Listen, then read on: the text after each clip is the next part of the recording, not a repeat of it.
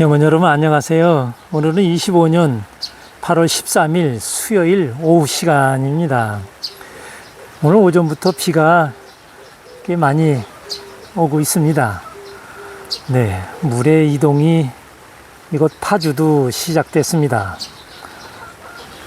각 농지에서 연구원 여러분들이 어떻게 맞이를 하고 계신지 네, 조심스럽게 한번 바깥도 한번 살펴보는 그러한 날이 되시길 바랍니다. 이 막강한 물의 에너지 우리는 막을 수 없죠. 그리고 내가 불러들인다고 해서 올 수도 없는 그런 것이니까 우리는 이거를 어떻게 올 때 이 에너지를 맞이할 것인가 항상 연구해야 될 것 같아요. 네, 오늘은 이러한 제목으로다가 여러분 앞에 섰습니다. 농사와 유기물의 비밀. 한국과 서양의 차이는 무엇인가? 네, 이것에 대한 말씀을 드리겠습니다. 농사에서 가장 중요한 건 뭘까요? 씨앗인가요? 비료인가요? 아니면 지금 이렇게 움직이고 있는 물의 이동일까요? 정답은 토양 속 유기물입니다. 그런데 우리나라는 전통적으로다가 이 유기물이 토양에 거의 남지 않는 구조를 가지고 있어요. 반면 서양은 정반대였죠. 오늘은 한국과 서양의 유기물 순환 방식의 차이와 그 과학적 배경, 그리고 앞으로 우리가 나아가야 할 대안을 말씀드리겠습니다. 그리고 맨 마지막에 가서는 그 서양과의 비료 농약 사용량도 말씀드리겠습니다. 네, 이 부분에서 아마 놀라시는 일이 있을 겁니다. 예, 우리 조상님들은 농사 후에 볏짚이나 보릿집, 옥수수대, 수수대 같은 그 작물의 줄기와 잎을 모두 집으로 가져왔습니다. 왜일까요? 겨울철 난방 연료, 가축의 먹이와 깔집, 그리고 공예 재료로 쓰기 위해서였죠. 문제는 이렇게 되면 농가 밭에 유기물 보충이 전혀 되지 않는다는 것입니다. 수확물만이 아니라 줄기와 잎까지 전부 가져가니 땅 속에는 양분을 만들 재료가 남지 않았습니다. 세월이 흐르면서 토양의 유기물 함량은 1 내지 2% 이하로 떨어졌고 흙은 쉽게 부서지고 병해충에 약한 상태가 되었습니다. 지금도 이러한 것이 전통처럼 이어지고 있죠. 참 농민으로서 안타깝고 아쉬움이 있습니다. 반면 서양은 조금 달랐습니다. 넓은 농지 이런 데서 18세기, 19세기부터 발달한 기계화 덕분에 곡식을 수확하고 나면 줄기와 잎을 그대로 갈아엎어 흙 속에 넣었습니다. 이렇게 유기물이 농지에 순환되니 토양의 유기물 함량은 3에서 5% 수준으로 안정적으로다가 유지가 되는 것이었죠. 유기물이 풍부한 흙은 잎단 구조가 살아있어서 물을 머금고 뿌리 호흡이 원활하며 병해충에도 아주 강합니다. 말 그대로 흙이 살아있는 상태를 유지하는 것입니다.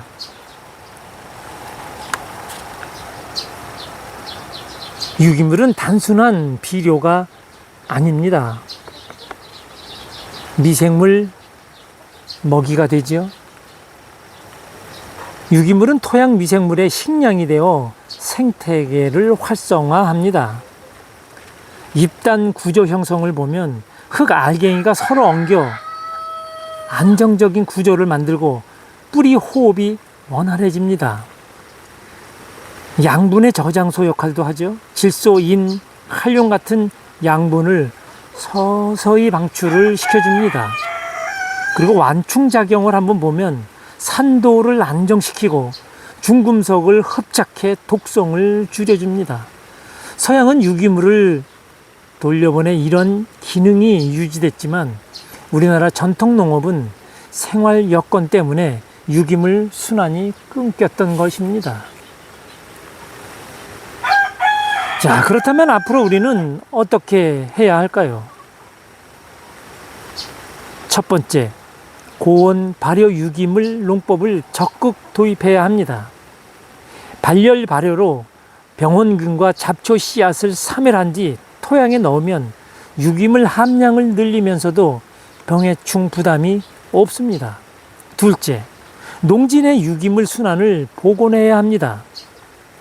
작물 부산물은 가능한 한 밭에서 바로 파쇄하고 갈아엎어야 합니다.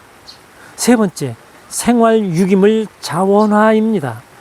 음식물 쓰레기와 가축 분열을 발효를 통해 처리해 농지에 환원하면 도시와 농촌의 자원 순환이 동시에 이루어집니다. 네 번째로 녹비 작물 활용입니다. 호밀이나 헤어레비치, 자운형 같은 작물을 심어 계절마다 신선한 유기물을 흙에 공급할 수 있습니다. 연구원 여러분들이 이 채널에서 보시다시피 이장집 에너지 농법에서는 벼와 호밀, 보리, 밀 이런 것을 활용하고 있죠. 마지막으로 토양의 유기물 함량과 미생물 다양성을 주기적으로다가 분석해 데이터 기반 농사를 해야 한다는 것입니다. 토양 유기물 함량이나 그 외의 성분 검사는 각 시 단위, 군 단위로 농업기술센터가 있죠. 그곳에서 무료로다가 해주고 있습니다. 그냥 활용하시면 돼요. 네. 유기물은 흙을 살리고 흙은 농작물을 살립니다.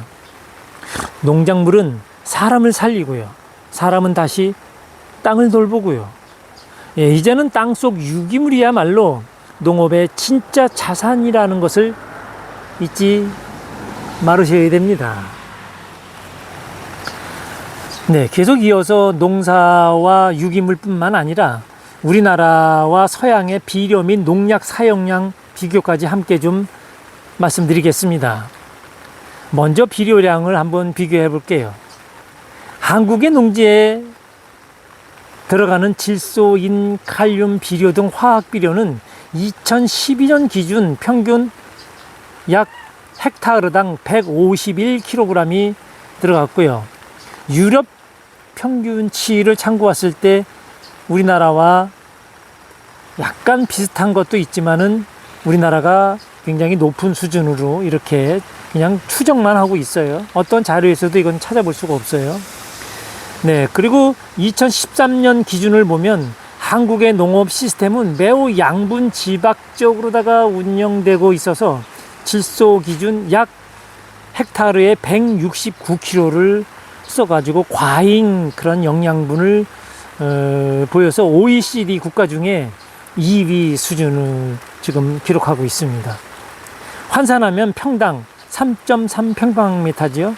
그런 기준으로다가 519g을 지금 사용하는 그러한 수준입니다.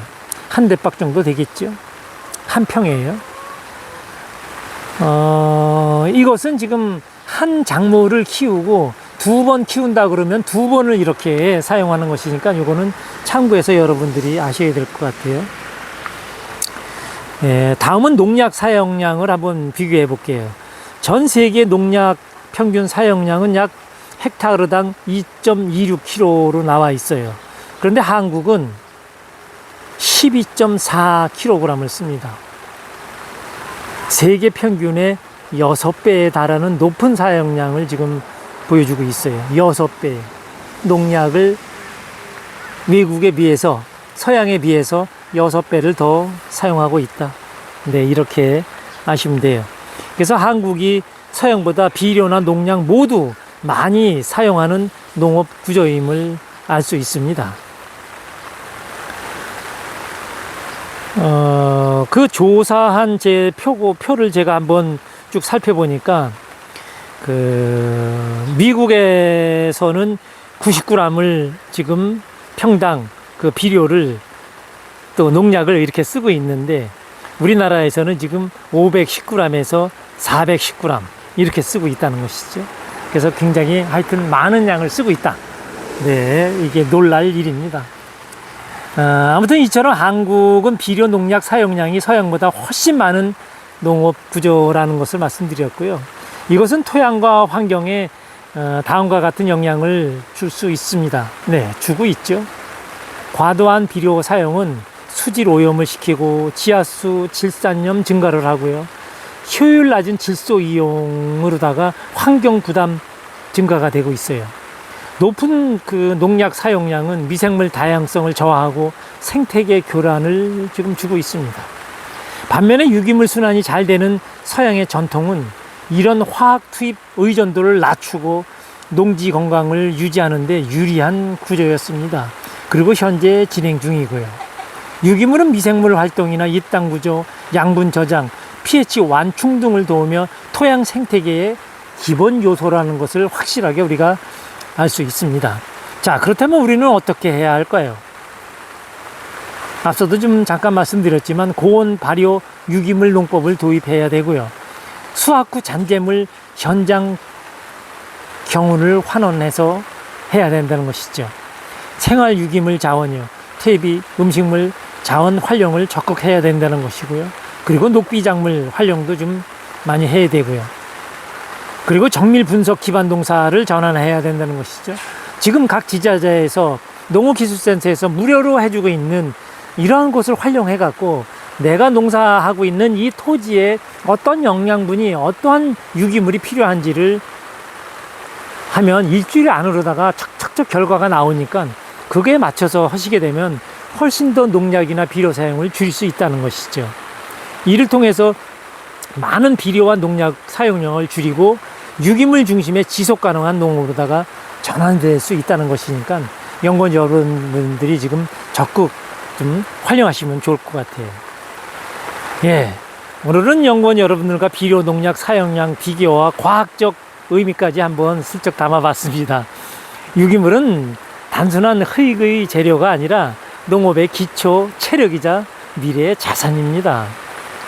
이 영상이 연구원 여러분들 농업의 본질을 다시 생각하게 하는 그러한 계기가 되길 바라면서 연구원 여러분의 농사와 생각에 작은 변화의 씨앗이 되길 진심으로 기원드리겠습니다. 감사합니다. 참고로 이곳은 화면에 비치고 있는 이곳은 닭장 바로 옆에 있는 그 비닐하우스 터널 안이에요. 이곳에 여름작물 엽채류를 생산하고 이제 이곳에는 그 쪽파를 심으려고 지금 준비를 해 놓은 그런 과정입니다. 우선 이곳에 물을 좀 흠뻑 줘서요. 이렇게 지금 관리를 해 놨고요. 그리고 이곳에다가 그대로 쪽파를 그냥 파종을 할 것입니다. 쪽파 파종하는 그러한 것은 제가 내일 다시 그 쪽파 파종하는 거에 대한 것을 자세하게 말씀을 드릴 테니까 참고하시길 바랍니다. 우선 쪽파 심기 전에 모든 밭도 다 마찬가지지만 미리 어떠한 작목을 심기 전에 밭에 유기물이라든지 이런 거를 다 넣고 퇴비를 넣는 것이죠. 그리고 준비를 먼저 한다.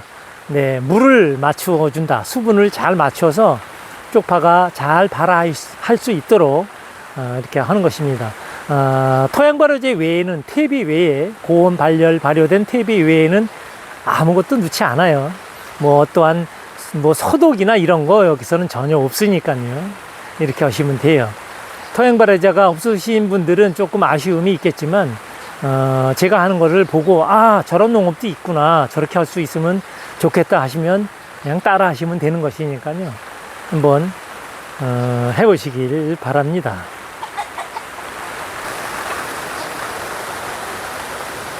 먼저 이곳의 토지를 봅니다.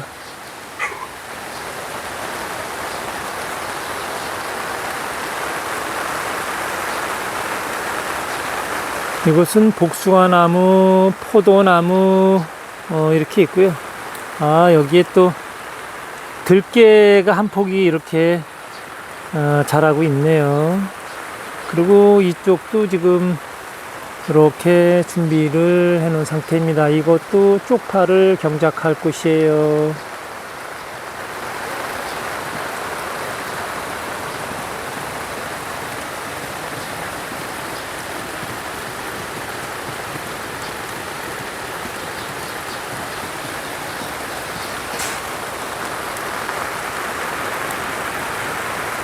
내일은 쪽파를 어떻게 파종을 하는지 실제 상황을 좀 비춰드리겠습니다. 감사합니다. 밖에는 지금 물의 이동이 굉장히 강하게 지금 움직이고 있군요. 닭들도 비를 피해서 들어가 있네요.